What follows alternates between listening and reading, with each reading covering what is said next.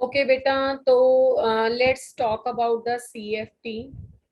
इसमें कुछ कुछ पॉइंट्स हैं, जैसे कुछ क्वेश्चन ना रीजनिंग असर्शन बन के भी आ जाते हैं, या कुछ क्वेश्चन हमारे पॉइंट्स में भी आ जाते हैं कि स्टेटमेंट 1 और 2 में से कौन सा करेक्ट है। तो बेटा उसको ध्यान में रख के करेंगे, और जैसे जैसे मैं सीक्वेंस में लाइनें बता रही हूँ ना, चाहे आप नोट ही कर लेना नोटबुक पे, बिकॉज एक बार क्लास अटेंड करना फिर इंटायर रिकॉर्डिंग देखना तो इजी गो नहीं है आपके लिए। अभी time is very precious for you. तो CFT की फुल फॉर्म होती है बेटे क्रिस्टल फील्ड थ्योरी। तो सबसे पहले तो क्रिस्टल फील्ड थ्योरी को क्रिस्टल फील्ड थ्योरी क्यों कहते हैं, ये एनसीईआरटी में भी है और ये प्रीवियस ईयर भी है। दिस थ्योरी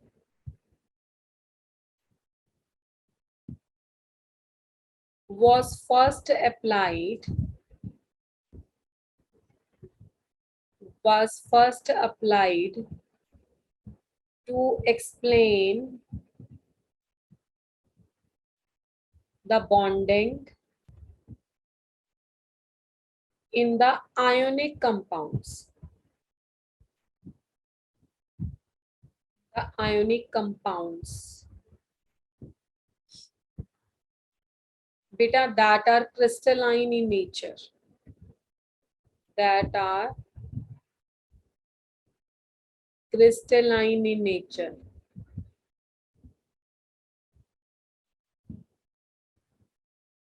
ठीक है, so it is called as,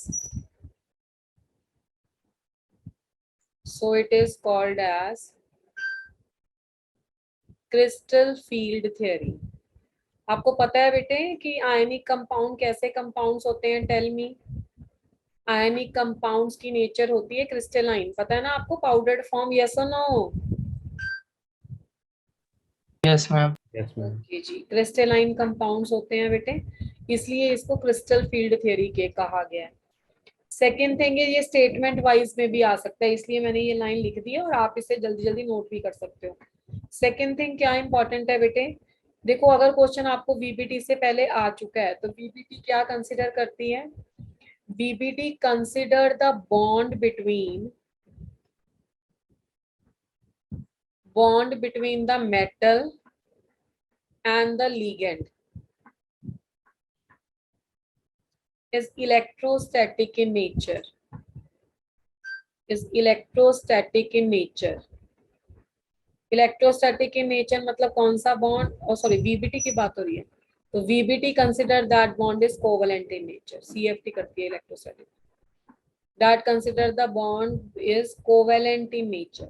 तो अभी तो आपने देखा होगा कि जब VBT का क्वेश्चन आता है ना, तो कोवेलेंट कंपाउंड की ही क्या होती है? हाइब्रिडाइजेशन। तो बच्चा जब VBT का क्वेश्चन होता है तो आपको हाइब्रिडाइजेशन से क्वेश्चन आता है, ठीक है? और हाइब्रिडाइजेशन के कारण ही उनकी क्या होती है? डेफिनेट ज्योमेट्री होती है, ठीक है? बट CFT क्या कहती है, इसको अलग कलर से लिख देते हैं। बट द CFT कंसिडर, बच्चा क्या? CFT consider the coordination compounds to have electrostatic forces of attraction between the metal and the ligand। electrostatic forces of attraction या इंट्रैक्शन लिखना, अट्रैक्शन भी लिख सकते हैं, इसमें सेम चार्जेस तो है ही नहीं। forces of attraction between the metal and the ligand। तो इसके अकॉर्डिंग इसकी कोई भी ऐसी होनी नहीं चाहिए फिक्स्ड शेप एंड ज्योमेट्री, क्योंकि इलेक्ट्रोस्टैटिक अट्रैक्शन का मतलब है आयंस में बस अट्रैक्शन के कारण एक दूसरे के सराउंडिंग में जुड़े हैं, उसकी कोई ऐसी फोर्सेस नहीं है, ठीक है? अब अगर आप बोलोगे कि मैडम न्यूट्रल वाले केस में क्या होगा, अब आप देखो ना कि मेटल क्या हो सकता है बेटे। अगर तो मेटल तुम्हारा पॉजिटिवली चार्ज है और लीगेंड तुम्हारा नेगेटिवली चार्ज है, तो यहाँ पे सिंपल फोर्सेस आएंगी, आयन आयन, ठीक है? आयन आयन फोर्सेस, दो आयंस के बीच की फोर्सेस। अगर आपके पास मेटल आपका पॉजिटिवली चार्ज है और लीगेंड आपका न्यूट्रल है और इसके पास लॉन पेयर है, तो आप देखो कि मेटल तो तुम्हारा पॉजिटिव चार्ज हो गया, लीगेंड को कुछ ऐसा ले लो, मोस्टली P में होता है उसका इलेक्ट्रॉन, या चलो मैं आपको एक सफियर ही बना देती हूँ, ठीक है? और जो लीगेंड आपका है वैसे न्यूट्रल था, पर क्या होता है ना, इस पॉजिटिव चार्ज को देख के उसके में पोलराइजेशन हो जाती है, यहाँ पे नेगेटिव आ जाता है, यहाँ पे पॉजिटिव आ जाता है, तो इसको बोलेंगे आयन और इसको बोलेंगे डाइपोल। तो आयन डाइपोल इंट्रैक्शंस होंगी, तो वो भी इलेक्ट्रोस्टैटिक ही है तो प्लस माइनस वाली ही है ना। तो अगर आपके पास दोनों ही न्यूट्रल है, मान लो मेटल भी न्यूट्रल है, मेटल चाहे न्यूट्रल हो पर इलेक्ट्रोफाइल तो होगा ही ना, लुईस एसिड तो होगा ही, इलेक्ट्रोफाइल तो होगा ही, क्योंकि मेटल की कंडीशन ही क्या होती है बेटा कि उसके पास एम्प्टी और वाइटल होता है, तो इलेक्ट्रोफाइल तो होगा ही। ठीक है, और लीगेंड जो आपके पास है, लीगेंड आपके पास भी न्यूट्रल है, तो उस केस में फिर क्या हो जाएगा, डाइपोल डाइपोल इंट्रैक्शन हो जाएगी, डाइपोल डाइपोल इंट्रैक्शन। तो कोई भी केस आप पेपर में आ सकता है लिखा हुआ, ये सारे मैं आपको पढ़ा नहीं रही हूँ, शॉर्ट पॉइंट्स जो दे रही हूँ वो सारे क्वेश्चन में डायरेक्टली लगते हैं। आयन आयन फोर्सेस ले लो, आयन डाइपोल इंट्रैक्शंस ले लो, डाइपोल डाइपोल ले लो, ये सारी किसकी एग्जांपल्स हैं, इलेक्ट्रोस्टैटिक फोर्सेज या आयनिक बॉन्ड की एग्जांपल्स हैं। इलेक्ट्रोस्टैटिक फोर्सेस और द आयनिक बॉन्ड की एग्जांपल्स हैं ये, आयनिक बॉन्ड की इंट्रैक्शंस हैं ये, ठीक है। आयनिक इंट्रैक्शंस हैं, मुझे ऐसे कहना चाहिए। ठीक है, तो ये सेकंड पॉइंट आ गया, पहला पॉइंट ये हो गया, सेकंड पॉइंट ये हो गया, और तीसरा पॉइंट डिस्कस करते हुए मैं आपको आज नीट 2022 का एक क्वेश्चन डिस्कस करते हुए, नीट 2022 में एक क्वेश्चन आया था, which of the statement is incorrect. Coordination से क्वेश्चन था, देखो उनको क्वेश्चन कोऑर्डिनेशन का थ्योरेटिकल आया, which of the statement is incorrect. अगर जिस बच्चे ने पेपर देखा है, थोड़ा सॉल्व किया, उसको पता होगा, नहीं तो मैं आपसे पूछ लेती हूँ। पहली स्टेटमेंट थी, all the 5d orbitals, all 5d orbitals in the 3d and the 4d subshells are different in sizes। एक पहली थी ये, सेकेंड वाली थी all the 5d orbitals in the 4d and 5d या कुछ भी d are same in shape। Third था the 5d orbitals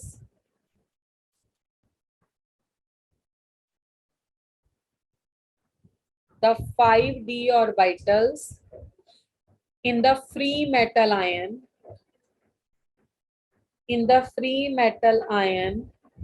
are degenerate in nature।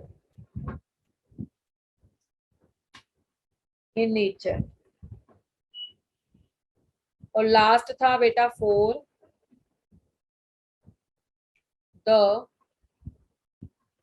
Fourth point क्या था, द फोर्थ पॉइंट वाज कि द शेप्स ऑफ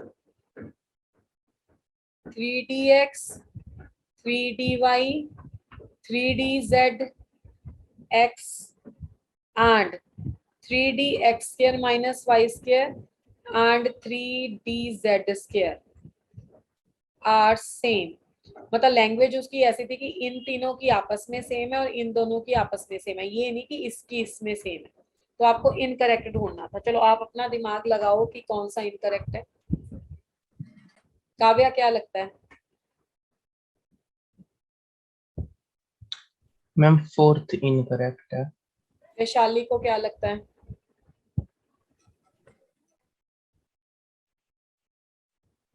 प्रिंस को क्या लगता है? Ma'am fourth. अमित बेटा तुम्हें क्या लग रहा है?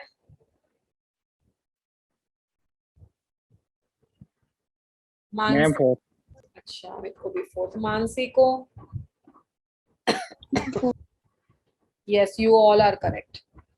देखो डी ऑर्बिटल 3d और 4d में शेप चाहे सेम होगी पर इनकरेक्ट तो नहीं हो सकता ना ये, पर साइज तो डिफरेंट डिफरेंट है ऑब्वियसली। 3d के साइज से 4d बड़ा, 4d से 5d बड़ा, बड़ा नहीं बोलते उसको, हाईली डिफ्यूज बोलते हैं।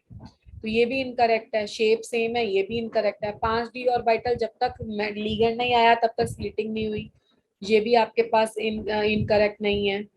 ठीक है, मतलब all these are correct. Okay, मैंने क्रॉस जरूर लगाया पर ऑल दीज आर करेक्ट क्योंकि इनकरेक्ट पूछा था ना।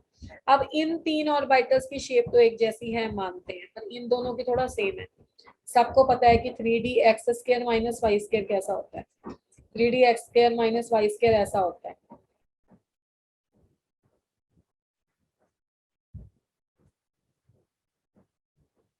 और 3d(z² ऐसा होता है। तो कहाँ मिलते हैं भाई, ये दूर दूर तक नहीं मिलते। ठीक है, तो ये आपके पास है एक क्वेश्चन। तो थर्ड पॉइंट ना इसी पे बेस था, इसी से पूछा जा सकता है। मैं इसकी डेफिनेशन ही लिख देती हूँ ताकि कई बार रीजनिंग असर्शन या करेक्ट इनकरेक्ट में ये पूछ लेता है। The splitting of 5d orbitals, the splitting of the 5d orbitals into two sets triply degenerate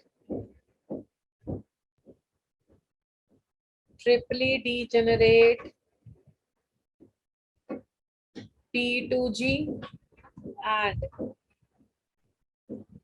doubly degenerate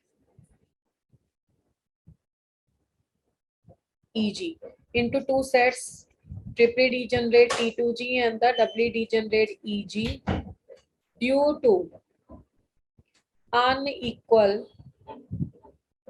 magnitude of the repulsions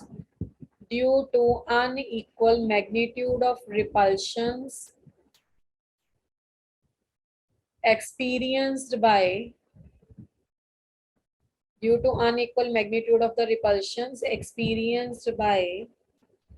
metal electrons from the ligands। Metal electron की जगह वो orbitals भी लिख देता है फ्रॉम द लिगेंड, पर होते तो ऑर्बिटल्स में इलेक्ट्रॉन्स ही है ना। तो ये है, it is called as a crystal field splitting. तो ये स्टेटमेंट भी पता होनी चाहिए, it called as a crystal field splitting. तो ये जितने भी मैंने थेरेटिकल पॉइंट्स लगवाए हैं ना, they are very very important. Why they are important? Because ये रीजनिंग असर्शन वाले में ऐसी ही थ्योरी पूछता है। अब जब तक तो 5 मेटल के डी ऑर्बिटल थे, सबको ये पता है डायग्राम, मैं तो जस्ट इसके क्वेश्चन सॉल्व कराने हैं तो एक बार बता रही हूँ। ये बेटा फ्री मेटल आयन है ना, अगर आपका फ्री मेटल आयन का मतलब है कि अभी तक इसने लीगेंड के साथ बॉन्ड नहीं बनाया। मैं इसको Mn+ अकेला लिख देती हूँ। तो इसके 5 के 5 डी ऑर्बिटल सेम है, तो इसको बोलते हैं डीजेनरेट। ठीक है, उसके बाद क्या हुआ ना, ये हाई एनर्जी के हो गए। ठीक है, तो ये हो गया आपका in the hypothetical field of ligand. अब आप बोलोगे हाई एनर्जी के क्यों हो गए और सारे बराबर एनर्जी के क्या हुए? होता क्या है ना, बेसिकली आप इसको ऐसे समझो, अगर मेटल से लिगेंड बहुत दूर है, अभी वो आके ऑक्टाहेड्रल या टेट्राहेड्रल ज्योमेट्री में नहीं लगा, तो क्या होता है ना, उसको सारे के सारे लिगेंड्स को मेटल के सारे डी ऑर्बिटल्स एक जैसे लगते हैं, उसको कोई इसमें डिफरेंस नहीं लगता, कोई पॉइंट नहीं लगता इसमें। ठीक है, तो मेटल के ऑर्बिटल सारे सेम इसलिए उसको लगते हैं क्योंकि वो दूर है। तो अब सारे इक्वल रिपल्शन फेस करेंगे, तो जब सारे इक्वल रिपल्शन फेस करेंगे, वो ट्रूथ तो नहीं है ना, हमें तो पता है कि अनइक्वल मैग्नीट्यूड ऑफ रिपल्शन होता है, उसका कारण क्या है? ठीक है, ये अनइक्वल मैग्नीट्यूड ऑफ रिपल्शन का कारण है different shape of the orbitals. अगर सारे के सारे एक्सिस के ऊपर होते या सारे के सारे एक्सिस के इन बिटवीन होते तो ये कभी हो ही नहीं सकता था स्प्लिटिंग। ठीक है, तो in the hypothetical spherical field of ligand, in the hypothetical spherical field of ligand, hypothetical spherical field of ligand में क्या होता था, ये सारे सेम एनर्जी के होते हैं बट हाई एनर्जी के हो जाते हैं, पांचों के पांचों की एनर्जी बढ़ जाती है क्योंकि रिपल्शन होता है। उसके बाद ये स्प्लिट हो जाते हैं दो सेट्स में। तो जब स्प्लिट होंगे ना, तो इसकी इस तरीके से एनर्जी होगी, ये तो बेरी सेंटर बोलते हैं बेटे इसको, मतलब इक्विलिब्रियम पोजीशन जिसको बोल दो। अब इसके डाउन वाला पोर्शन जो है वो -0.4 होगा डेल्टा नॉट। इसको याद कैसे रखेंगे? आप देखो 5 है ना, अगर तो 5 होते तो 2 अगर तो 6 होते तो 3 से हो जाता, 1 होते तो 0.5 से हो जाता। अब 3 है, 3 को कैसे, ये 3 जिस फॉर्म एनर्जी में वो ऊपर गए उसका माइनस होंगे, यानी कि -2/5, और ये 2 जिस एनर्जी से नीचे गए उसका प्लस होंगे, यानी कि +3/5। तो इतना ज्ञान नहीं लगाना तो रट दो, -0.4 डेल्टा नॉट ये होता है और +0.6 डेल्टा नॉट ये होता है। इसको याद करने का ढंग ये है कि जब ऑक्टाहेड्रल है, ऑक्टाहेड्रल के केस में कम वाली वैल्यू नीचे आती है और हायर वाली वैल्यू ऊपर होती है, नीचे से ऊपर जाते हैं ना हम, ठीक है। तो ये वाला पोर्शन हो गया आपके पास। और बेटा अभी आप इसको प्लस करके देखोगे तो ये डेल्टा नोट ही बनता है। 0.6 माइनस माइनस 0.4, माइनस क्यों करेंगे क्योंकि डाउनवर्ड डायरेक्शन में है। अब ये वाले जो 3 है ये T2G है और ये EG है। वो आपको पूछ सकता है कि T2G में कौन सा सेट है और EG में कौन सा सेट है। T2G में है DXY, DYZ और DZX, और जो EG है उसमें कौन सा सेट है, उसमें DX square minus y square है और DZ स्क्वायर है, ये वाला सेट प्रेजेंट है। और अब ये है octahedral field of the ligand. अब इससे क्वेश्चन कैसे आते हैं, ये तो जितने भी पॉइंट कर लिए हमने थ्योरेटिकल हो सकते हैं, इसका कोई क्वेश्चन पूछ सकता है। इससे बेटा क्वेश्चन ऐसे आता है कि ही में आस्क यू समथिंग लाइक कि इलेक्ट्रॉनिक कॉन्फ़िगरेशन लिखो, जैसे वो ऐसा कोई कॉम्प्लेक्स दे देगा, स्कैंडियम H2O6 एंड 3+, ऐसा कोई कॉम्प्लेक्स दे दिया उसने पेपर में। अब स्कैंडियम तो सबको पता है 21 होता है, तो स्कैंडियम हो जाएगा 3D1 एंड 4s2। तो स्कैंडियम अगर 2+ कर लेते हैं, 3+ को तो कोई इलेक्ट्रॉन ही नहीं बचेगा ना, तो ये 2+ हो गया। तो बेटे 3D1 आ जाएगा इसमें, तो मैं इसको ना D1 केस लिखती हूँ, ये D1 है। अब D1 में क्या होगा, 1 2 3 4 5, ये पहले डी जनरेट थे। या मुझे इसको लिखने की जरूरत ही नहीं क्योंकि अब तो तुम्हें आ गया है, लेट्स मेक सम स्पेस। तो ये नीचे 3 आएंगे और ऊपर 2 आएंगे, तो एक यहाँ पे आ जाएगा ना, तो इसको हम इस तरह की इलेक्ट्रॉनिक कॉन्फ़िगरेशन पेपर में लिख के आएंगे। ये T2G1 है और EG0 है, ठीक है। 1 2 3 में तो कोई प्रॉब्लम ही नहीं है, नॉर्मल ही आएगा। अब इस केस में बेटा CFSE की कैलकुलेशन होती है। वो मतलब ऐसी एनर्जी है जब कंपाउंड फॉर्मेशन होता है। अब किसी कंपाउंड का फॉर्मेशन क्यों होता है, क्यों कोई कंपाउंड बनता है दूसरे नहीं बनते, कंपाउंड का फॉर्मेशन तब होता है जब उसके फॉर्मेशन में कुछ एनर्जी रिलीज होती है, ठीक है। Some of the energy is released in the formation of that compound, ठीक है। अब एनर्जी रिलीज हुई, वो लो एनर्जी का हो गया, स्टेबलाइज हो गया। अब CFSE की वैल्यू कैसे निकालेंगे, 1 इलेक्ट्रॉन है, उसके लिए वैल्यू -0.4 डेल्टा नॉट है, तो this is minus of 0.4 delta naught, तो दिस इज द एनर्जी, मतलब इतनी एनर्जी रिलीज हुई जब ये कंपाउंड फॉर्म हुआ, ठीक है। स्टेबलाइजेशन एनर्जी बोलते हैं इसको, क्रिस्टल ग्रिड स्टेबलाइजेशन एनर्जी। ऐसे ही जो भी तुम्हारा पेपर में D2 सिस्टम होगा, जैसे स्कैंडियम के बाद टाइटेनियम आता है, मैं वाटर के साथ ही ले लेती हूँ, ठीक है। हाँ, इसका कलर भी पूछ सकता है। अब कलर होगा या कलर लेस होगा, वो किन कंडीशंस पे डिपेंड करता है। देखो कलर के लिए पहली कंडीशन तो है कि अनपेयर्ड इलेक्ट्रॉन होना चाहिए लो एनर्जी लेवल में। Low energy level you can understand कि दोनों में से कौन सा है, लो एनर्जी लेवल दोनों में से T2G है। तो सबसे पहले तो unpaired electrons in the low energy level, in the low energy level, low energy level में अनपेयर्ड इलेक्ट्रॉन है। बी होना चाहिए DD ट्रांजिशन, ठीक है। DD ट्रांजिशन कब होगी कब नहीं होगी, DD ट्रांजिशन तब होगी जब ये जो गैप है ना डेल्टा नॉट ये कम होगा, डेल्टा नॉट इज लो। और DD ट्रांजिशन कई बार लिख देता है और कई बार लिख देता है T2G to EG transition. T2G to EG वाली जो ट्रांजिशन होती है ना, ये विजिबल रीजन में आती है और as a result of which उस कंपाउंड का कलर आता है। बहुत सारी कंडीशंस है इसमें, स्पिन चेंज नहीं होनी चाहिए, गैप कम होना चाहिए, दिस एंड दैट। अब जैसे सेकंड वाला क्वेश्चन है आपके पास D2। अब D2 में क्या होगा कि वाटर है,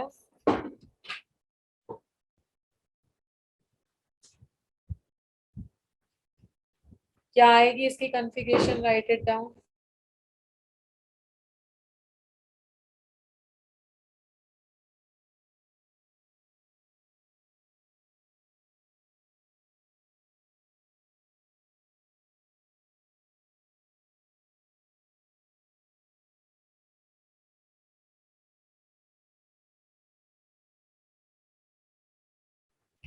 D2 कॉन्फ़िगरेशन है, तो D2 कॉन्फ़िगरेशन में क्या लिखेंगे हम, इस तरीके से और इस तरीके से। तो this is a T2G and this is a EG। तो इलेक्ट्रॉनिक कॉन्फ़िगरेशन होगी T2G2 एंड EG0। बाकी CFSE की वैल्यू निकालेंगे, that is 2 multiplied by -0.4 delta naught, this comes out to be -0.8 delta naught, ठीक है। अब इसमें कलर होगा या नहीं होगा, हाँ ये वाला तो कलर है। मान लो पेपर में इसको स्कैंडियम 3+ कर दिया उसने, तो स्कैंडियम 3+ क्या हो जाएगा, कलरलेस हो जाएगा। क्यों कलरलेस हो जाएगा, क्योंकि इसमें फर्स्ट कंडीशन ही सेटिस्फाइड नहीं है, अनपेयर्ड इलेक्ट्रॉन ही नहीं है। ठीक है, अब इस वाले में कलर है, यस इसमें भी कलर है। दूसरा ये भी चेक किया करो कि डेल्टा नॉट लो होना चाहिए। डेल्टा नॉट लो कब होता है, जब आपके पास वीक लिगेंड होता है। वीक लिगेंड है तो डेल्टा नॉट अपने आप लो आएगा, डेल्टा नॉट लो आएगा तो अपने आप उसका कलर आएगा।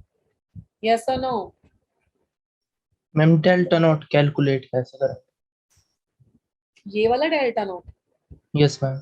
ये 0.8 कैसे आया, आप ये पूछ रहे हो? मैम जो डेल्टा नॉट है। हाँ, कई बार क्या होता है ना, वो देता है क्वेश्चन में, जैसे डेल्टा नॉट की वैल्यू वो कुछ ऐसे दे देगा 12,000 पर सेंटीमीटर। अब पर सेंटीमीटर एनर्जी की कौन सी फॉर्म होती है, देखो E is equal to H C by lambda होता है ना, हम इसे जानते हैं। तो H C is equal to nu bar होता है, 1 बाय लेमडा न्यू बार हो गया। अब न्यू बार किसके बराबर आ गया, E बाई एच सी। ये थोड़ा सा इससे आगे वाले स्टेप का क्वेश्चन है, पर ये भी जेई टच कर चुका है, इसलिए मैं बता रही हूँ, और मैंने अपने नोट्स में भी बताया हुआ है। ये जो न्यू बार है ना बेटा, ये सेंटीमीटर इनवर्स होता है। तो एक्चुअली में डेल्टा नॉट एक टाइप की ऐसी एनर्जी है जो वेव नंबर यूनिट में होती है। तो मोस्ट ऑफ द टाइम वो क्या दे देता है उसे, कि डेल्टा नॉट का वेव नंबर फॉर्म में कुछ वैल्यू दे देगा।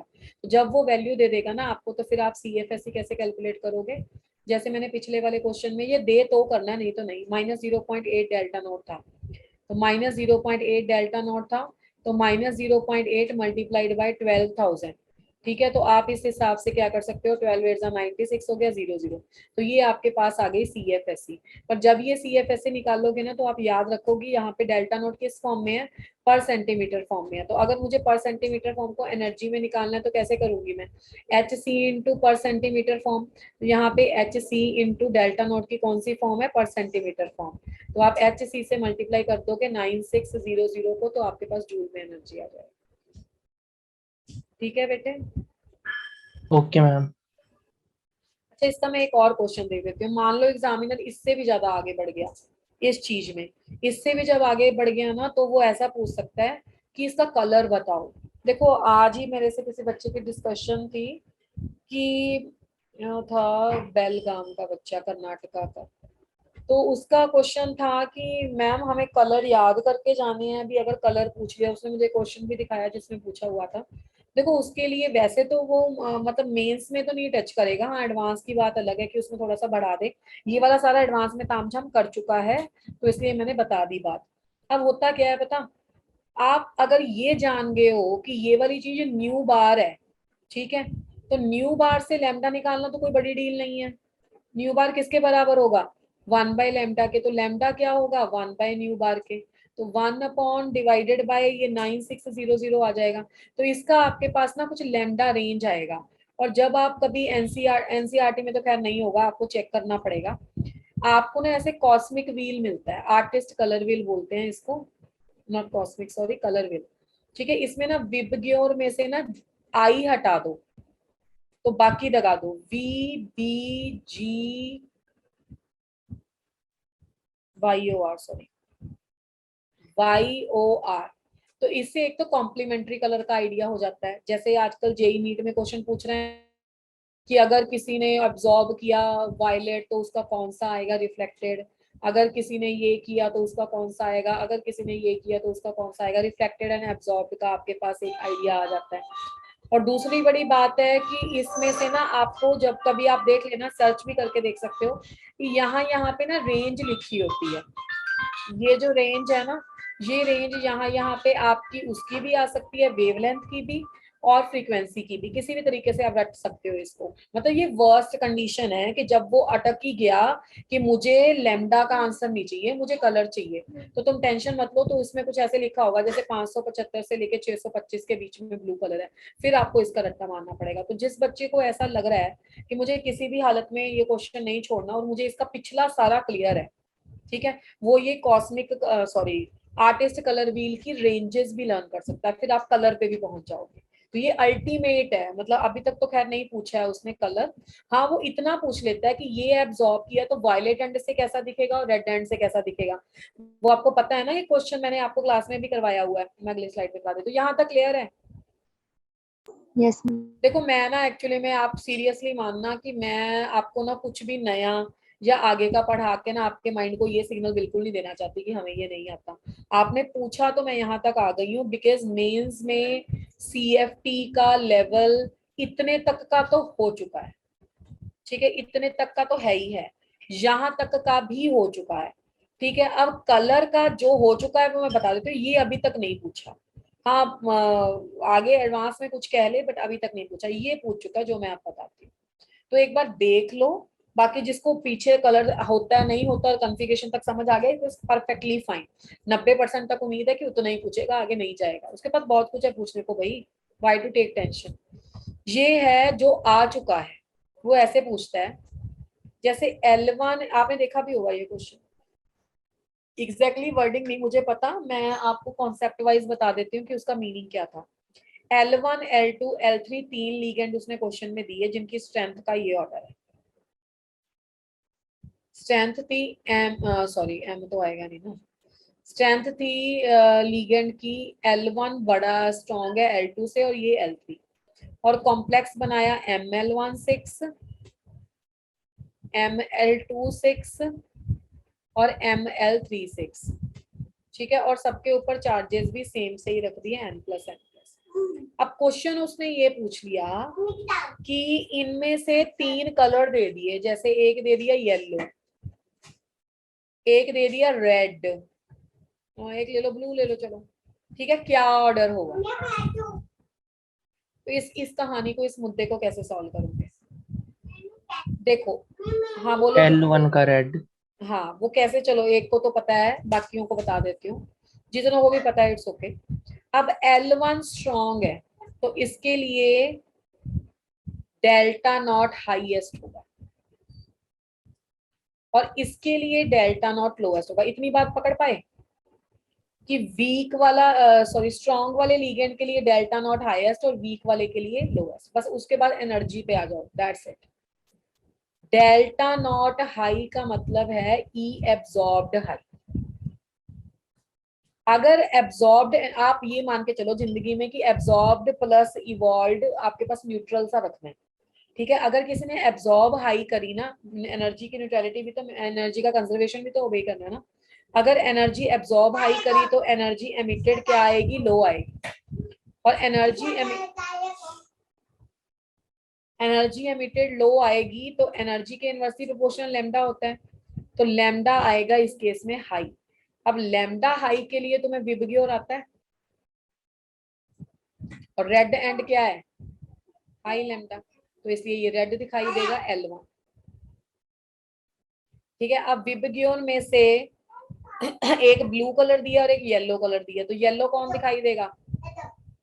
L2, और सबसे दूर वाला कौन दिखाई देगा? ब्लू।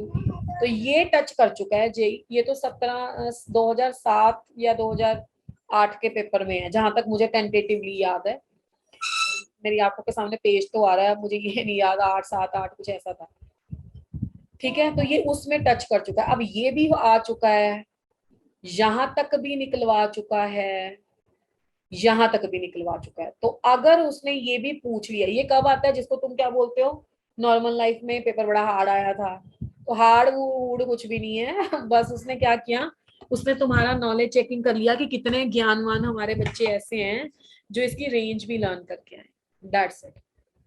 तो बताओ D1 वाले केस में, D2 वाले केस में कलर निकालना, उसको एनर्जी में कन्वर्ट करना और किसका क्या कलर आएगा, वो करेक्ट है? अरे समझ आ गया? तुम तो चुप ही हो गए। Yes ma'am. Yes, ma'am. चलो, अब ना D2 वाली एग्जांपल सिंपल थी, D3 वाली भी सिंपल है, D4 पे आ जाती हूँ। D4 है, मान लो क्रोमियम है, H2O6 है और 2+ है, तो बेटे ये 3D5 और 4S1 होगा, तो क्रोमियम 2+ हो गया, तो हमारे पास 3D4 हो गया। अब 4 पे ना मेरे पास दो ऑप्शन है, ठीक है।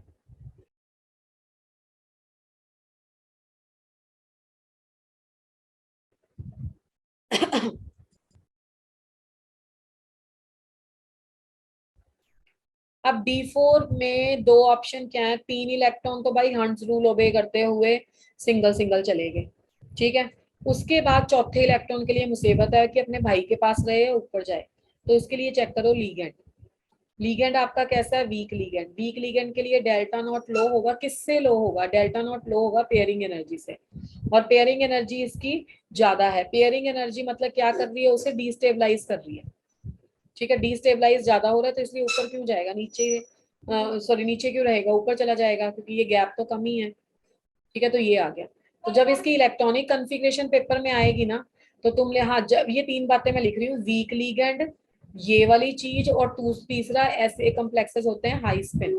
हाई स्पिन का मतलब ये मत लेना कि मोर नंबर ऑफ इलेक्ट्रॉन है या नहीं, बस आप सिंपल हाई स्पिन लेके चलो कि जहां पे भी पेयरिंग नहीं होती ना, तो अनपेड इलेक्ट्रॉन ज्यादा है कम है कोई मतलब नहीं, उसको आप हाई स्पिन बोलो। In comparison to the other where is a pairing, ये हाई स्पिन है, ठीक है। तो ये तीन चीजें हो गई जिसको टिक वाली जो याद करनी है। तो अब इसमें क्या आ गया, T2G की पावर 3 आ गई, पावर नहीं 3 इलेक्ट्रॉन है, मतलब इसमें EG की पावर 1 आ गई। तो CFSE की कैलकुलेशन में 3 मल्टीप्लाइड बाय -0.4 डेल्टा नॉट करेंगे, plus 1 multiplied by 0.6 delta naught करेंगे, तो this is -1.2 delta naught plus 0.6 delta naught, तो this will comes out to be -0.6 delta naught. ये आपके पास आंसर आ जाएगा CFSE का, ठीक है। तो ये CFSE की कैलकुलेशन इस तरीके से जाती है इसमें। तो इज दैट क्लियर? और इसमें कलर आएगा या नहीं आएगा? यस, कलर आएगा। कलर क्यों आएगा? पहली कंडीशन सेटिस्फाइड है, अनपेड इलेक्ट्रॉन है, और दूसरी कंडीशन भी सेटिस्फाइड है कि ऊपर कोई नहीं है तो इलेक्ट्रॉन जा सकता है, ठीक है। अब D4 दूसरा केस क्या हो सकता है? What is the condition for the D4 other case?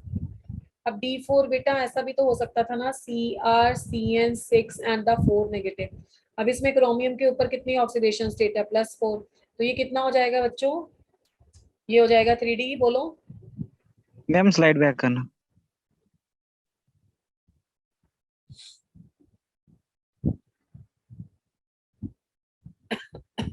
पूछना है कुछ इसमें से?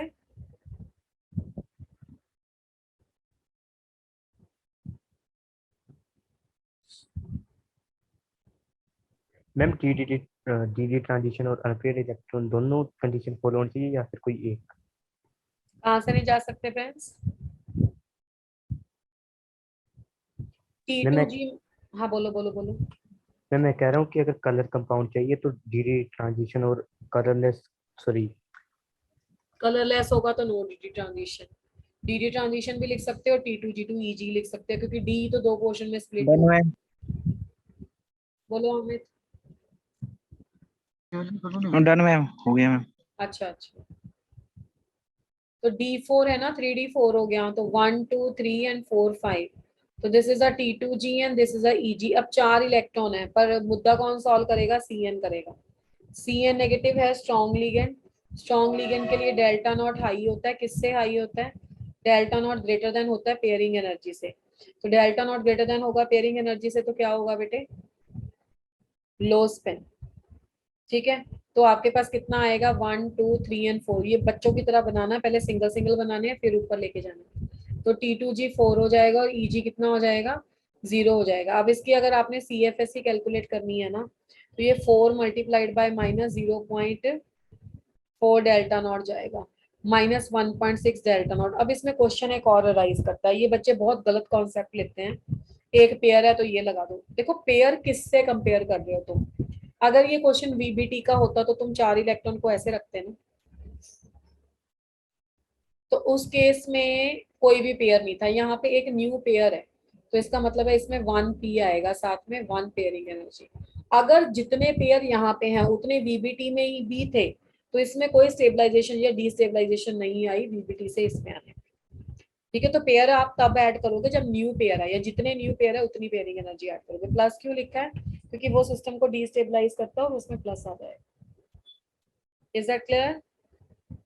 Yes, ma'am. मैम रिपीट करना फिर से। ये वाला यस मैम। बेटे साइनाइड ना स्ट्रॉन्ग लीगेंड है, स्ट्रॉन्ग लीगेंड के केस में ना डेल्टा नॉट हाई होता है, तो इलेक्ट्रॉन फिर ऊपर नहीं जाएगा, नीचे ही पेयर अप हो जाएगा, तो इलेक्ट्रॉनिक कॉन्फ़िगरेशन बनेगी T2G 4 एंड EG 0। अब 4 मल्टीप्लाइड बाय 4 इलेक्ट्रॉन है ना यहाँ पे, तो -0.4 डेल्टा नॉट। अब एक पेयर है, अब आप कहोगे कि पेयर कैसे देखना है? अगर आप इसको अलग अलग ना लिखते, T2G और EG की फॉर्म में ना लिखते, सिंपल 3D लिखते, तो सिंपल 3D में आप सिंगल सिंगल इलेक्ट्रॉन रखते, वहां पे कोई पेयर नहीं था, तो उसके कंपैरिजन में अगर एक एक्स्ट्रा पेयर आता है ना, तो यहाँ पे एक पी पेयरिंग एनर्जी ऐड करनी है, क्योंकि पेयरिंग भी एक टाइप की एनर्जी है। अगर माइनस से सिस्टम स्टेबलाइज हो रहा है तो रिपल्शन से डीस्टेबलाइज भी हो रहा है, तो पेयरिंग एनर्जी की वैल्यू पेपर में वो कभी नहीं देता, देगा सेंटीमीटर इनवर्स में तो आप कर लो ऐड सब्ट्रैक्ट, अदरवाइज पेयरिंग को पेयरिंग ही लिखता है, तो वो +1p पेयरिंग एनर्जी इसमें ऐड करनी होती है। ठीक है बेटे? Yes ma'am. मैम मेरे को एक क्वेश्चन आया था, बोलो।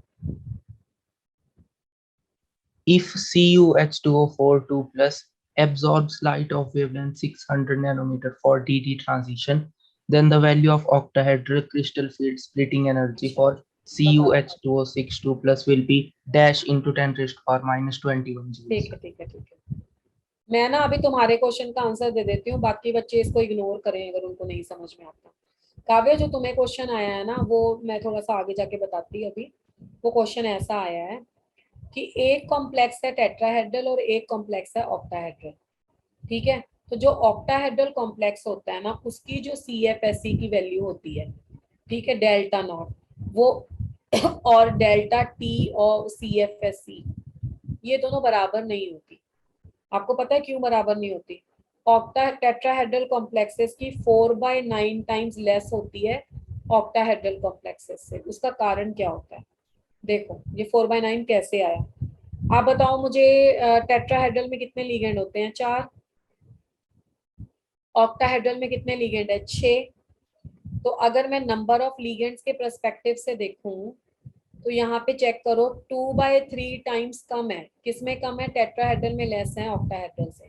ठीक है, अब अगर आप ज्योमेट्री के पर्सपेक्टिव से देखो, ज्योमेट्री के पर्सपेक्टिव से जो ऑक्टाहेड्रल ज्योमेट्री है, बेटा तूने चेक किया होगा कि ऑक्टाहेड्रल ज्योमेट्री में जो लीगेंड है ना, वो एक्सिस के ऊपर है। ये सब XYZ एक्सिस के ऊपर है, और मेटल के 2 ऑर्बिटल भी एक्सिस के ऊपर है ना, उनकी लॉब। तो उनमें क्लियर कट रिपल्शंस है, मतलब बहुत ज्यादा रिपल्शंस है। इसमें क्या है? High repulsion. हाँ, वो बात अलग है, 3 में नहीं है, पर इसमें बहुत हाई, 2 में तो हाई रिपल्शंस है।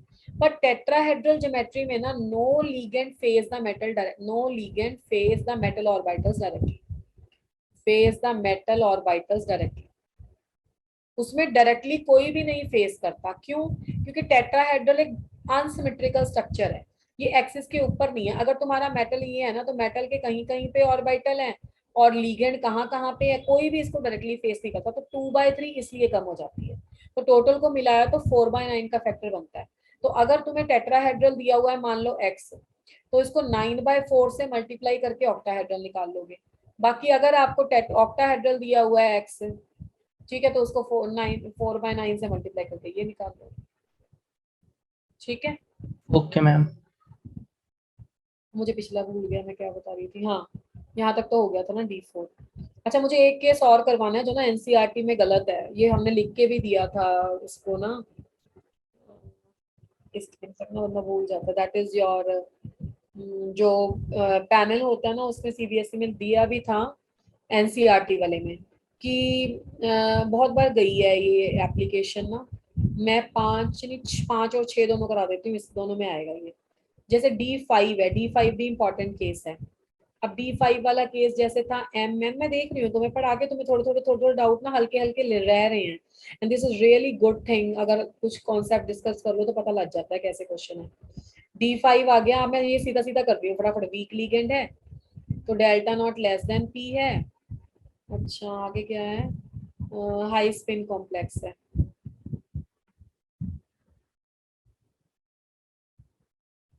तो 1 2 3 4 5 कैसे बनाएंगे? 1 2 3 4 और 5।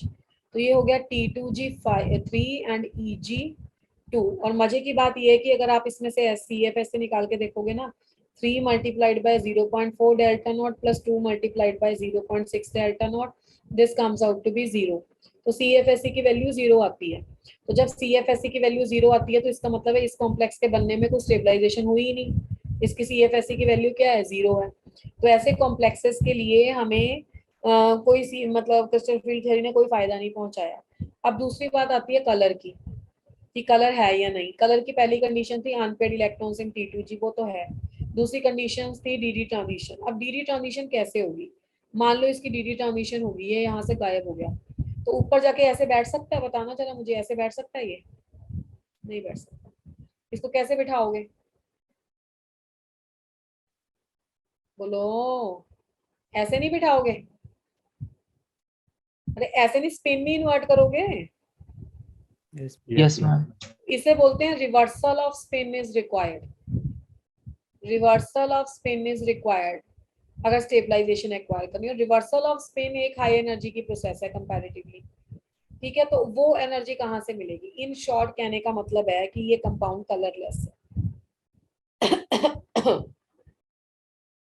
तो कलरलेस अनपेयर्ड इलेक्ट्रॉन होते हुए भी है, क्यों? पहली बात तो D5 एक स्टेबल सिस्टम है, तो वो कभी भी पेयरिंग नहीं करना चाहता, ऊपर नहीं जाना चाहता, ठीक है, और वो अपनी कॉन्फ़िगरेशन को डिस्टर्ब नहीं करेगा। दूसरी बात ये है कि रिवर्सल ऑफ द स्पिन ऐसे नहीं हो जाता। हमें भाई हमारा मसल भी कंट्रैक्ट होता है तो उसमें एनर्जी लगती है, तो इलेक्ट्रॉन की भी स्पिन रिवर्स करने के लिए उसको एनर्जी देनी पड़ती है। पहले तो ऊपर जाए, फिर जाके वैसा बेड रेस्ट नहीं कर सकता, उसे उल्टा होना पड़ेगा, ठीक है। तो कलरलेस है ये कंपाउंड। अब कई बच्चे मेरे पास किताबें लेके आ जाते हैं कि मैडम वहां पे तो पिंक लिखा, मैडम मिंक लिखा हो गया भाई, मैडम वहां पे तो पेल येलो लिखा, पिंक और पेल येलो लिखे हुए हैं। किसी कलर, किसी में कोई और कॉम्प्लेक्स की बात करती हूँ, वहां पे ये कलर है, यहाँ पे पिंक लिखा हुआ है, और भाई ये कलर है ही नहीं। आप बोलोगे मैडम क्या बोल रही है? आप जो विबग्योर के कलर है ना, उसको बोलोगे कि ये कलर है। बाकी जितने भी हैं वो तो आपकी एयर के साथ रिएक्शन करके ऑक्सीडेशन होने से थोड़े बहुत हल्के फुल्के कलर आ जाते हैं। These are the light colour. जो विबग्योर में जिसका कलर आया वो वाला। तो अगर पेपर में ये लाइट पिंक या ऐसा कुछ भी लिखा हुआ है ना, तो वो कलरलेस ही मान के चलो, उसमें उसमें डी ट्रांजिशन मत लिखाना, विबग्योर वाले कलर्स में लिख के आना। अब ये पेल येलो है, स्ट्रॉ जैसा कलर, स्ट्रॉ नहीं होता जैसे स्ट्रॉ कलर लिखा हो, ऐसा लाइट येलो कलर लिखा हो पिंक, तो इसका कोई मतलब नहीं है फालतू में। अब आप देख लो D5 high spin, D5 high spin तो हो गया। लो स्पिन, लो स्पिन कैसा होगा? जब साइनाइड लगा होगा। अब साइनाइड वाले केस में क्या केस है?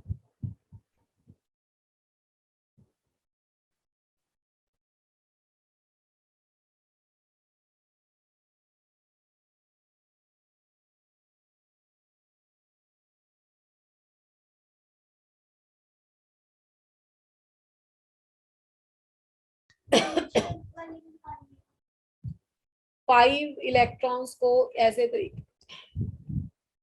तरीके से रखा जाएगा, तो T2G5 और EG0 हुआ। अब नॉर्मली 5 को ऐसे रखते थे, तो दो नए आपके पास आ गए पेयर।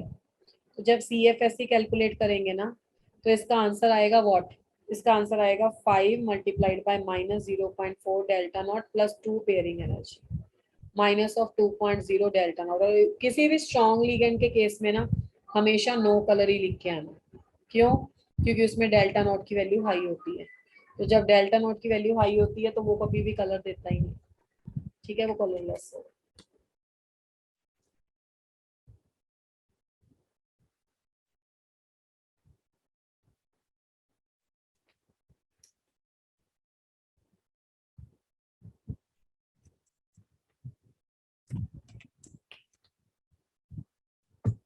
उसके बाद है D6 low spin high spin.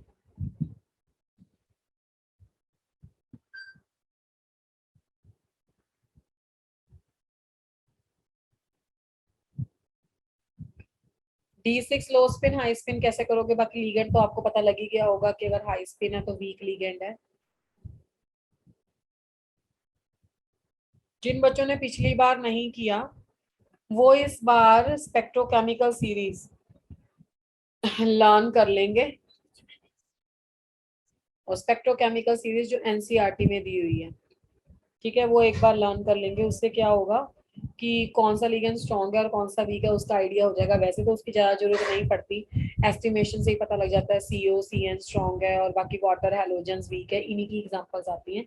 But still एक बार गो थ्रू हो जाओ, क्योंकि जितना पीछे किया है वो तो आता ही है, तो गो फॉर द नेक्स्ट। तो D6 हाई स्पिन है, तो हाई स्पिन के केस में क्या होगा भाई? 1 2 3 4 एंड 5, तो ये 6 आ जाएगा।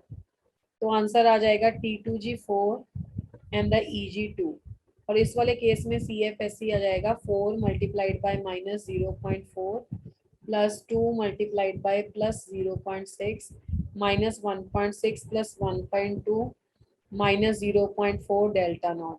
पेयरिंग एनर्जी कितनी, एक पेयरिंग एनर्जी। क्यों, अच्छा एक पेयरिंग एनर्जी आएगी या नहीं आएगी? अगर आप इसको, ये मैं कह रही थी कि वो एनसीईआरटी में भी गड़बड़ है, बहुत सारी किताबें से उल्टा पुल्टा लिख देती हैं। ठीक है, अब इसमें क्या है देखो, 5 इलेक्ट्रॉन है आपके, और 5 इलेक्ट्रॉन को आपको कैसे करना पड़ेगा, सिंगल, फिर 6 छठे को पेयर करना पड़ेगा। अब एक ही तो पेयर है यहाँ पे, तो वीबीटी में और सीएफटी में कोई पेयरिंग का चेंज नहीं है, तो यहाँ पे पेयरिंग एनर्जी नहीं आनी है। 1p नहीं लिखना, वो तब लिखना है जब सीएफटी में आपके पास एक्स्ट्रा आ रहा है जितना वीबीटी में आप करते थे। तो D6 लो स्पिन क्या हो जाएगा भाई, D6 लो स्पिन हो जाएगा आपके पास 1 2 3 4 5। तो सिंपल ऐसे, इसमें डेल्टा नोट की वैल्यू हाई होगी, तो इलेक्ट्रॉनिक कन्फिग्रेशन आ गई T2G6 एंड EG0। तो इसमें अगर आप CFSC की कैलकुलेशन करते हो ना, तो 6 multiplied by minus 0.4 delta naught आ जाएगा माइनस ऑफ 2.4। अब देखो नॉर्मली एक पेयर था, तो यहाँ पे 2 पेयर एक्स्ट्रा, तो इसमें 2 पेयरिंग एनर्जी आएगी। कोई भी बच्चा पेपर में 3 पेयरिंग एनर्जी नहीं करके आएगा इसका आंसर। ठीक है, बाकी इस वाले को लो है तो कलर बोल देंगे, चलो फिर भी कलर आ जाएगा, चाहे रिवर्सल ऑफ स्पिन रिक्वायर है, पर D5 वाला केस तो नहीं है ना। ये दोनों कंडीशन में तो एक पूरी सेटिस्फाई होती है, एक दूसरी भी होती है ऑलमोस्ट। हल्के कलर आ जाएंगे, और ये वाला केस तो हमेशा कलरलेस लिखना है, क्योंकि हाई स्पिन और वो है हाई डेल्टा नोट वाला केस। बताओ D6 क्लियर है? Yes, Yes. ma'am. Yes ma'am. चलो D7 खुद करके बताओ, D7 हाई स्पिन लो स्पिन खुद करके दिखाओ।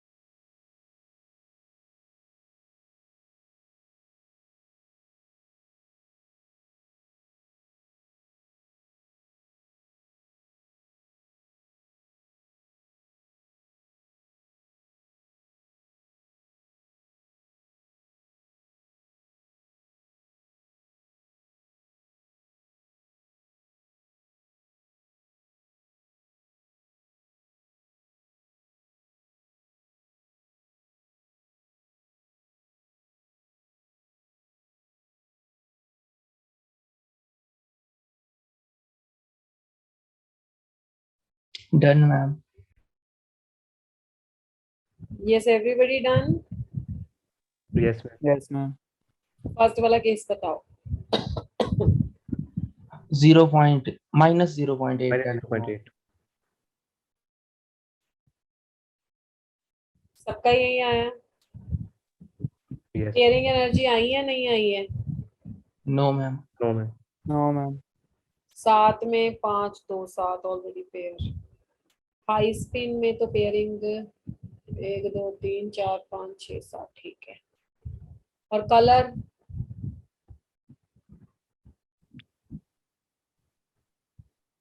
होगा ma'am. You can write this as colour. Low spin बताओ।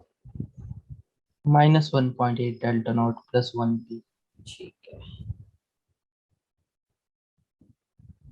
एक पेयरिंग एनर्जी आई है। Yes, ma'am. और कलर, Colorless. ठीक है। अब D8 हाई स्पिन लो स्पिन करके बताओ, और D10 बस।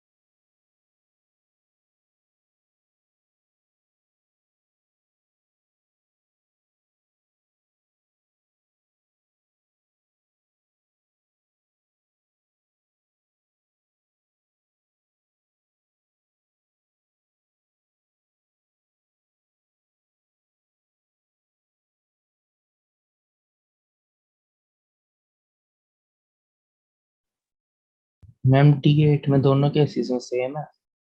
ओके, एंड D10 में?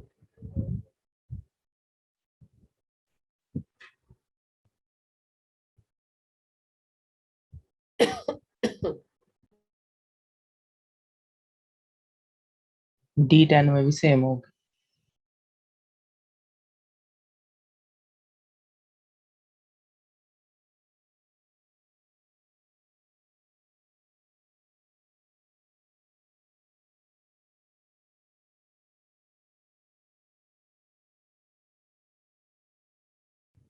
Yes, absolutely correct. देखो D1, D2, D3,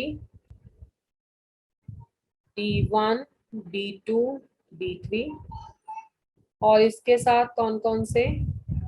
D8, D9 और D10। इन वालों में कभी भी ना हाई स्पिन होता है, no low spin, neither high spin nor low spin. ठीक है, पहली बात। और जो आपके पास पेपर में क्वेश्चन आता है, ज्यादा चांसेस 4, 5, 6 एंड 7 के ही होते हैं। 5 में भी 0 ही आता है CFSC, तो 4, 6, 7। ठीक है, is that clear? Yes ma'am. चलो, तो इस तरीके से CF इसका क्वेश्चन बनता है। हाँ, अब देखो, आपको ये बता देती हूँ, जो अभी क्वेश्चन पूछा था ना किसी एक बच्चे ने, जैसे CFSC in the tetrahedral complexes क्या होती है बेटे? टेट्राहेड्रल कॉम्प्लेक्सेस की स्ट्रक्चर में बहुत डिफरेंस होता है ऑक्टाहेड्रल कॉम्प्लेक्सेस से। ठीक है, जैसे मैंने पहले भी बताया कि कोई भी लीगेंड मेटल के ऑर्बिटल को डायरेक्टली अप्रोच नहीं करता, और नंबर ऑफ लीगेंड भी कम होते हैं, और रिपल्शन जो एक्सपीरियंस होती है ना, उनका मैग्नीट्यूड भी अपोजिट होता है। तो यहाँ पे भी हाइपोथेटिकली तो आप ये लगा सकते हो 5D ऑर्बिटल्स। उसके बाद आप इसको स्प्लिट कर दो, और जब आप इसको स्प्लिट कर दोगे ना, तो E नीचे रह जाएगा और T2 ऊपर चला जाएगा। G नहीं इस पे लगाते, रिस्पेक्ट नहीं देनी है, because tetrahedral complexes loses the centre of symmetry. Octahedral में सेंटर ऑफ सिमेट्री होता है, टेट्राहेड्रल में नहीं होता है। ठीक है, तो ये आपके पास आपका डाटा भी ऑपोजिट हो जाएगा।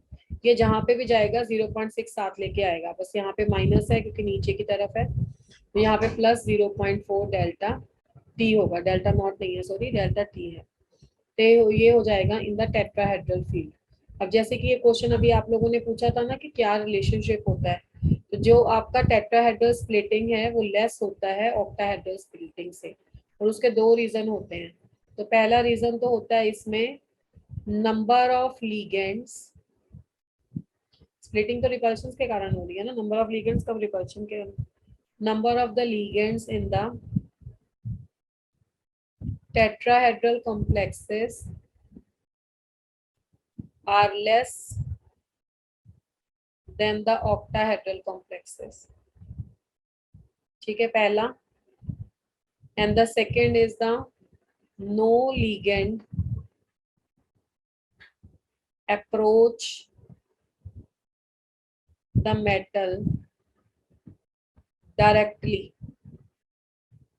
in the tetrahedral as in octahedral.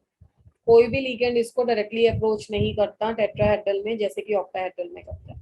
तो इसके कारण आपका स्प्लिटिंग कम होता है, 2/3 इससे कम हो जाता है, 2/3 इससे, तो 4/9 टाइम्स डेल्टा ओ होता है। ठीक है, अब as the delta T is low, ठीक है, so tetrahedral complexes are always high spin. This is very important point. Tetrahedral complexes are always high spin. Always high spin का मतलब होता है उसमें कभी पेयरिंग होनी ही नहीं है, क्योंकि गैप तो ऑलरेडी कम है। मतलब इसमें irrespective of the nature of the ligand, irrespective of the nature of the ligand, ये nature of the ligand पे डिपेंड ही नहीं करते हैं बेटे। जैसे आप मान लो यही क्वेश्चन आ लो, क्रोमियम +2 और साथ में साइनाइड लगा है, और क्रोमियम +2 और साथ में वाटर लगा है, और टेट्राहेड्रल फील्ड है, तो टेट्राहेड्रल में 2 नीचे बनाओगे 3 ऊपर बनाओगे, 4 इलेक्ट्रॉन हो गए, तो 1 2 3 4 दोनों का सेम है, इसका भी और इसका भी। और CFSC कैलकुलेट करोगे तो 2 multiplied by -0.6 delta naught +2 multiplied by 0.4 delta naught minus of 1.2 plus 0.8 delta naught नहीं आएगा, डेल्टा टी आएगा, is equal to delta T minus 0.4। जैसे अब आप एक क्वेश्चन बता रहे थे, ऐसा प्ले कर जाता है कि टेट्राहेड्रल को ऑक्टाहेड्रल में करो, तो रिलेशनशिप पता है तो कोई बड़ी डील ही नहीं है। ठीक है, तो ये इस तरीके से इसका CFSE कैलकुलेशन समझ में आ गया कैसे लेते हैं टेट्राहेड्रल में। और सारे कॉम्प्लेक्सेस हाई स्पिन होते हैं, हाई स्पिन होते हैं तो मोस्टली चांसेस किसके होते हैं, कलर के। ठीक है, हाँ वो बात अलग है, किसी केस में डेल्टा नोट की वैल्यू ज्यादा हो गई तो उस केस में हम बोलेंगे कि नहीं कलर है, अदरवाइज मोस्टली कलर होते हैं। मैम क्लियर है ये? Yes yes ma'am. D7 का किसका 7 का?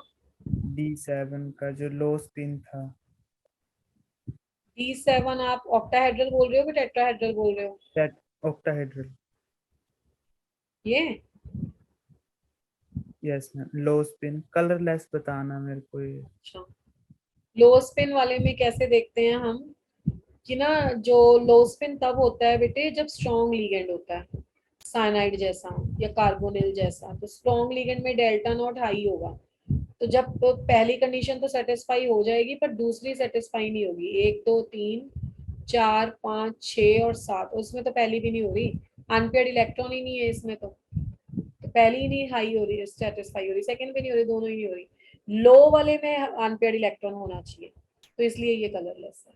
और दूसरा कितने भी अगर कलर इसमें होता भी अनपेयर्ड इलेक्ट्रॉन ना, तो आप ये देखो ना, ये गैप हाई है, तो ये गैप हाई है तो इलेक्ट्रॉन ऊपर जाके ट्रांजिशन करेगा कैसे? ठीक है बेटे। Yes ma'am. अच्छा, अब आप CFT देख लो in the square planar complex, यहाँ तक भी जेई पहुंच चुका है, इससे आगे जॉन टेलर डिस्टॉर्शन भी आता है। चलो उसके बारे में मैं अभी बात नहीं करूंगी, मैं करूंगी तो फिर आप लोग बोलोगे बहुत सारा नया है, नेक्स्ट क्लास में देखेंगे। ठीक है, तो CFT in the square planar क्या, देखो स्क्वायर प्लेनर बनता कैसे है। एक जर्नल एनालिसिस देखो कि ये मेटल है और ये ऑक्टाहेड्रल फील्ड था, तो अगर Z एक्सिस के लीगेंड को बहुत दूर कर दिया जाए और बहुत दूर करके ये रिपेल कर दे, रिपेल करके बाहर निकाल दें, इसको बाहर निकाल देते हैं ना, जब 2 बॉन्ड लंबे हो जाते हैं तो बाकी 4 कंट्रैक्ट हो जाते हैं, ऐसे ही जोन टेलर डिस्टॉर्शन होता है। ठीक है, तो आपके पास ये 4 रह जाते हैं। ठीक है, अब इसकी मैं डायग्राम एक बार आपको बना के बताती हूँ, इससे तो कोई लेना देना नहीं है। 1 2 3 4 5 6, अच्छा 6 तो कहाँ आ गए। अब आप इसको, मैं लास्ट वाली स्लाइड ही दिखा देती हूँ क्योंकि इसमें मुझे एक और बनाना है ना। ये 3 यहाँ पे थे, ये 2 यहाँ पे थे, तो DXY DYZ और DZX। अब बताओ मैंने किसको दूर खींचा था, किसको दूर खींचा था? Z वालों को दूर खींचा था ना, ये Z एक्सिस है। ठीक है, तो Z एक्सिस को लंबा खींचा था, तो Z वाले पे जो है वो रिपेल करेंगे कम, तो Z वालों को स्टेबलाइज कर देंगे, उनमें रिपल्शन कम हो जाएगी।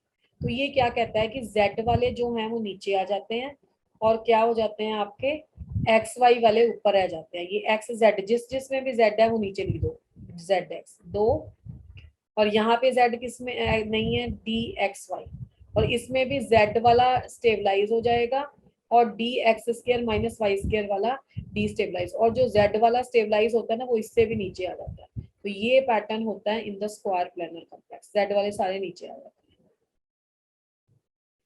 आप ऐसा मानो कि हमने Z एक्सिस को एलोंगेट कर दिया, लंबा कर दिया, उनके लीगेंड्स को दूर खींच दिया, दूर खींच दिया तो रिपल्शन का मैग्नीट्यूड कम हो जाएगा उन लीगेंड से, रिपल्शन का मैग्नीट्यूड कम हो जाएगा तो स्टेबलाइज हो जाएंगे। तो जहां जहां पे Z है उसको नीचे खींचा, तो यहाँ पे ओवरलैपिंग होती है, ये वाला थोड़ा सा और हाई एनर्जी का हो जाता है और वो वाला और कम एनर्जी का हो जाता है। तो इन शॉर्ट सारे जो Z वाले हैं वो नीचे आ जाते हैं और XY वाले ऊपर चले जाते हैं। तो ये वाला सीक्वेंस जब फॉलो होता है तो इसको स्क्वायर प्लेनर कॉम्प्लेक्सेस बोलते हैं, इसको Z आउट बोलते हैं कि Z को बाहर खींच दिया। There may be the chances कि वही पे ऐसा क्वेश्चन पूछ दे Z इन, तो Z इन में ऑपोजिट वाला गेम आ जाएगा। तो इस तरह का आपके पास स्क्वायर प्लेनर कॉम्प्लेक्स होता है। ठीक है, यहाँ तक क्लियर है? बताओ। Yes ma'am. यस CFT में जितने टाइप के क्वेश्चन पूछे जा सकते हैं मैं लिस्ट कर देती हूँ, बस मेरी तरफ से जो मैंने बताना था कर दिखाता मैं। पहला तो CFT में आ सकता है थेरेटिकल, थ्योरेटिकल आज के लेक्चर में 2-3-4 स्लाइड थी जिसमें एक नीट का क्वेश्चन था, या जिसमें फोर्सेस का क्वेश्चन था, या जिसमें डेफिनेशन वाली बातें थी, ऐसी ऐसी चीजें थी, तो ये क्वेश्चन आ सकता है। ठीक है। दूसरा CFT में डायरेक्टली पूछ सकता है इलेक्ट्रॉनिक कॉन्फ़िगरेशन। ठीक है। इलेक्ट्रॉनिक कॉन्फ़िगरेशन के बाद आपको पूछ सकता है CFSE की कैलकुलेशन, और एक आपको पूछ सकता है हाई स्पिन लो स्पिन बता दो, कलर बता दो। एक आपको पूछ सकता है इसमें जैसा वो लीगेंड की स्ट्रेंथ वाला, मतलब कलर से रिलेटेड 3-4 क्वेश्चन है कि स्ट्रॉन्ग लीगेंड वीक लीगेंड में कौन सा कलर होगा, कॉस्मिक कॉस्मिक की निकली जा रहा है, आर्टिस्ट कलर व्हील से कौन सा कलर होगा, या कलर कैलकुलेशन CFSE की कैलकुलेशन में न्यू बार वाला, या इससे क्वेश्चन आ सकता है टेट्राहेड्रल एंड स्क्वायर प्लेनर की डायग्राम, इनके जो भी पॉइंट बताए, या इसमें क्वेश्चन आ सकता है टेट्राहेड्रल एंड ऑक्टाहेड्रल का डेल्टा नॉट वाले रिलेशन। तो ये 6-7 तरह के क्वेश्चन एक्सपेक्टेड हैं। आप प्रीवियस ईयर करोगे तो आपको आइडिया हो जाएगा। बाकी इसमें कुछ मुश्किल नहीं है। हाँ ये बात है कि जितना किसी को एक्सप्लोर करो, अब हमने तो खैर लीगेंड फील्ड थ्योरी भी पढ़ाई हुई है, LFT भी, LFT मैंने मास्टर्स में पढ़ाई थी जब मास्टर्स को टीच करते थे, तो मुझे तो पता है कि इस थ्योरी की भी कितनी सारी ड्रॉबैक्स हैं, आगे जाके ये भी कुछ नहीं रहता, चेंज हो जाता है। तो इसलिए एग्जामिनर का ना ये पैटर्न रहता है, तो कोई भी पेपर आए ना तो वो वहां तक टच कर जाता है जहां तक उस थ्योरी की लिमिटेशन है, तो इसलिए you have to go for each. अब VBT क्यों नहीं, कहाँ पे अप्लाई होती, वो आना चाहिए कि कलर नहीं बता पाती है, हाई स्पिन लो स्पिन नहीं बता पाती है, जॉन टेलर डिस्टॉर्शन नहीं बताती, ये भी नहीं बता पाती कई चीजें तो। ठीक है ना, तो ये सारी छोटी छोटी चीजें मतलब क्यों यहाँ से यहाँ पे आई ये पता होनी चाहिए थोड़ी सी। बाकी तो जहां तक मैंने करवाया उसकी 99% है, इसी में से आएगा। बाकी मैं बार बार ना एक बात ऑब्जर्व कर रही हूँ, मैं क्लासेस में बोल ही जा रही हूँ कि ये क्वेश्चन आ सकते हैं, ये क्वेश्चन आ सकते हैं, और वो क्वेश्चन आते भी हैं, फिर भी बच्चे नहीं लगा के आते। आई डोंट नो कि प्रॉब्लम है कहाँ पे रह रही है। ठीक है। बाकी तो देखो मैं नहीं कह रही हूँ कि सारा पेपर सब बच्चों को आना चाहिए, बट देखो अगर 25 क्वेश्चन आपको करने हैं उसमें से तो मतलब 15, 10, 15, 16, 17 के बारे में बहुत श्योर हो, एक दो कैलकुलेशन करें, इतना तो होना चाहिए ना इतना पढ़ने के बाद। मतलब आप ऐसे भी ना करो कि मैं तो 4-5 क्वेश्चन ही आते थे मुझे पेपर में, बाकी तो मैं तुक्के लगाया है। अब इस बात पे बहुत डिबेट हो चुकी है, मैं डिस्कशन या स्ट्रेटेजी पे नहीं आऊंगी, बिकॉज अब सबको ये बात का ज्ञान है कि पेपर कैसे लिखना है। देखो मेरी अभी आज ना 19 है, 19 में 7 ऐड किए तो हो गया 26। मेरी 26 को आपके साथ क्लास है। अब हो सकता है कि उससे पहले कई बच्चों का एग्जाम हो गया हो या कईयों का हो ना हो, जो भी है, तो इन केस आपको मेरी कोई भी असिस्टेंस की रिक्वायरमेंट है, कुछ भी पूछना है तो आप अपने एडमिन को बोल सकते हो। ठीक है। बाकी मेरी तरफ से तो देखो मैंने तो पहले ही ये बात बोली है, हमारे लिए आप बेस्ट ही हो। ठीक है ना, ये मतलब this is for the betterment, this is तो बेहतरी की जंग है भाई, ऐसा कुछ नहीं है। आपने जितना हार्डवर्क किया है तो दैट विल डेफिनेटली पे फॉर यू। तो प्लीज कॉन्फिडेंस बूस्ट अप करके पेपर देना। ठीक है।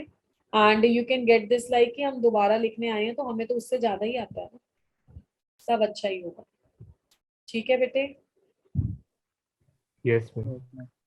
चलो इसको मैं अपलोड कर दूंगी लेक्चर में, ये आपके रिवीजन वाले पोर्शन में होगा, तो आज की डेट डाल के आप सर्च कर लेना अगर कुछ मैम चाहिए। फर्स्ट स्लाइड निकालना है। First slide.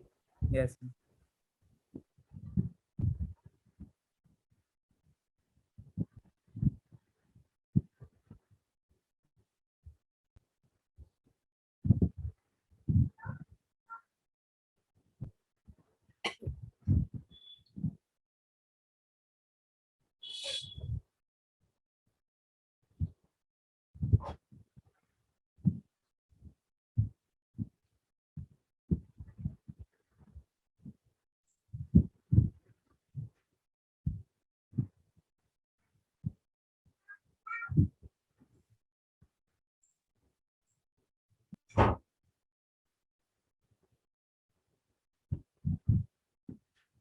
नेक्स्ट पेज निकालना है। Okay, beta. So this is all about for today. All the very best to you for your future because I don't know कि कितने बच्चों का एग्जाम, जिनका एग्जाम हो भी गया होगा, अगर बाकियों का होना है और मेरी क्लास लग रही है तो प्लीज जरूर आना। I just want to discuss कि कैसे होगा।